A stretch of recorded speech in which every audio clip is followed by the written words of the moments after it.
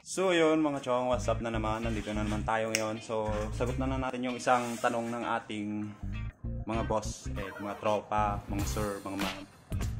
So ayun, ang sabi niya dito is the same lang ba yung pipe ng RS and XRMFI. So bale, the best is the same lang mga chong. Pero meron tayong ano dyan na XRMFI lang at saka XRM carb is yun lang magkapara. Papakita ko nga sa inyo dito yung motor natin, ipakita ko dito. Explain, diba? So ayun.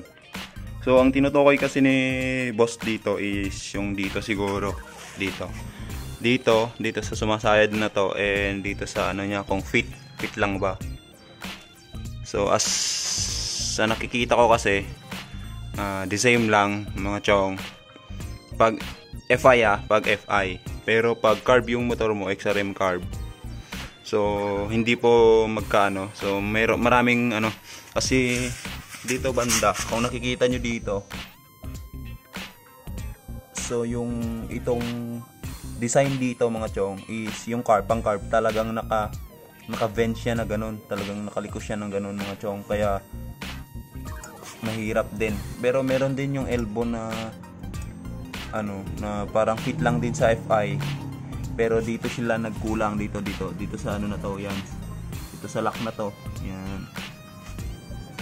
Tapos dito naman yung lahat ng mga issue dito, hindi talagang sayad na sayad yung dito mga chong, yan.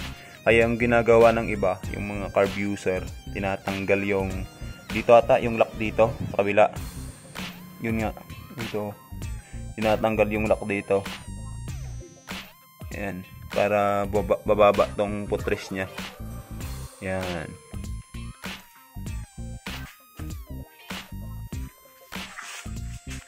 So ayun, sana hindi ko nasagot yung tanong mo mga chong. No. Sheesh. So yun mga chong, so thank you sa nag-comment, sa comment mo sir, and yun, peace.